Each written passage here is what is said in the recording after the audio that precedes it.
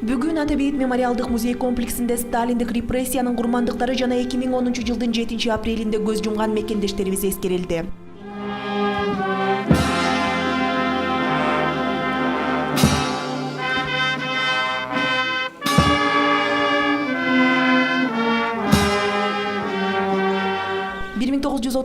жылы 5-7-8 ноябрь күндөрү эл душманы делинип, Кыргыздын чыгаан уулдары атылып, алардын сөөгү Бишкектин четиндеги Чоң Таш айылына жакын жерде көмүлгөн. Бул каргашалуу окуядан 50 жыл өткөндөн кийин гана 130дан ашуун адамдын сөөгү табылып, 1991 жылы кайрадан жерге берилип, ал жай Ата Бейит мемориалдык комплекси деп аталып калган. 2010 жылы апрель окуясында окко учкан жаш азаматтар да дал ушул жерге коюлган эле. Жаңы турмуш үчүн күрөшүп, талыкпастан эмгектенишкен тилекке каршы Сталиндик репрессиялардын кылчындай болгон өмүрлөрүн кыйып кетти. Окуялар кайталанбасын. Тилекке каршы мына 3 жыл мурун биз дагы ушундай дагы бир тоталитардык бийликке туш келип, кылчындай болгон жаш балдардын өмүрү кыйылып, мына ушул жаныбызда ал балдардын да сөөгү коюлуп отурат.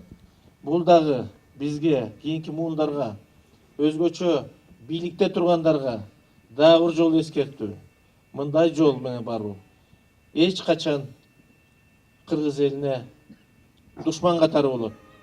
Эч качан кыргыз элине кызмат кылышпайт. Митинг реквиемге шаар жетекчилиги менен катар курман болгондордун жакындары, коомдук ишмерлер катышты. Алардын катарында Залкар жазуучу Чыңгыз Айтматовдун карындашы Роза Айтматова да убагында репрессияга туш болгон атасы Төрөкул Айтматовду эскерип келген экен. Эгер бүгүнкү ушу 7 ноябрь деп алсак, эки түрдүү сезимди пайда кылат. Баягы ушул күнү өткөн революциянын аркасы менен биздин аталарыбыз Кыргыздын көп кылымдан бери жоголуп кеткен мамлекеттүүлүгүн кайра калыбына келтиришкен.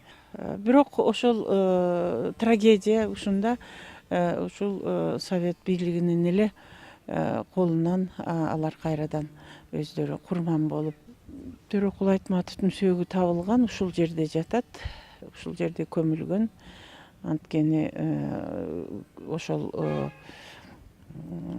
жанагы чогуу көмүлгөн немесинен көрүнөн неме табылган, обвинительный заключение. Анан ошон үчүн бул так маалымат деп эсептейм. Төрөкул Айтматовдун сөөгү ушул жерде жатат. Кыргыз мамлекеттүүлүгүнүн түптөөчүлөрүнүн бири Абдикерим Сыдыков Сталиндик репрессия жылдары эл душманы делинип атууга кеткен. А бирок бул ысым репрессиянын курмандыктарына арналган эстеликте жазылбай калган деп нааразы Абдикерим Сыдыковдун уулу. Мына тактай бар эмеспи? Тактай деп коебуз, мемориальный досканы. Ушу тактайдын жолу жакшы койгону. Ал Аскар Акаевден башталган. Анан ошо башталганга жараша ушул жерге баарын койгондон кийин карасам эле менин атамдын эчтекеси жок. Эмне болду деп сурасам, все есть деп коюшту. Анан дагы бир карасам эчтеке жок. Ошондон кийин мына канча жыл өттү. Ошондон бери жок, макул деп коет. Мына азыр да жанагы көрүспөлкүн макул карайбыз деп койду. Эмнеге андай болуп калды деп ойлойсуз?